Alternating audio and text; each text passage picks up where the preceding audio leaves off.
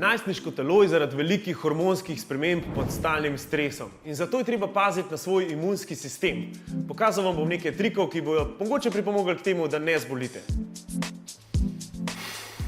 Skušajte enkrat na dan si vzeti nekaj minut in dihati in misliti na nič. Ne na test jutri, na nič. Tak odmor za možgane krepi tvoj imunski sistem. Stop! Zdrava prehrana nam zagotavlja prave vitamine in posledično močnejši imunski sistem.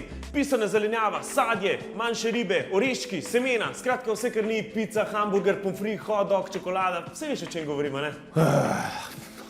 Ja, se vem, vsi težijo s to zdravo prehrano. A pa deluje. Ja, res deluje, ne vem, kako naj ti še dopovem. Mogoče vas prepriča najboljši dramatik vseh časov. Julija, kaj delaš v tej fast food restauraciji? Romeo, dobro veš, da me potrebuješ. Dobro veš, da moja družina prezira tvojo. Kaj, če te kdo vidi? Ampak midva sva lahko drugačna. Lahko se združiva in sva skupaj okusna in zdrava. Moj oče pomfrit in mama pico me bosta ubila. Priskrbela ti bova polnozrnato preobleko. Vitamini in minerali imajo pomembno vlogo pri vzdrževanju imunskega sistema. Načeloma za zdrav organizem, zdravo in uravnoteženo prehrano dobimo dovolj vitaminov in mineralov. In nam ni treba ničesar dodajati. Ampak, ker naša dieta ni popolna, si v jesenskem času lahko pomagamo s kakšnimi dodatki. Pod nadzorom.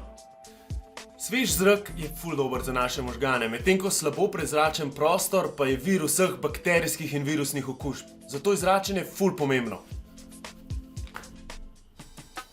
Z merilnikom količine CO2 v zraku sem cel dan meril količino izdihanega CO2 v svoji sobi.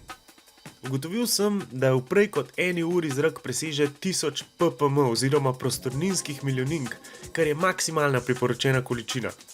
To pomeni, da bi moral ta prostor popolnoma prezračiti vsako uro. Kaj šele šolsko učilnico, ker diha več 10 ljudi. Gibanje in telovadba aktivirata celice imunskega sistema in zato lažje ostanemo zdravi. Gibanje spodbuja dihanje in posledično izločanje slabih snovi iz pljuč. Podobno funkcijo ima tudi znojenje. Super je recimo že hoja, vsaj 20 minut na dan. Se to ni tako težko, a ne? Ena preprosta vaja so skoki v stran. In pa Superman.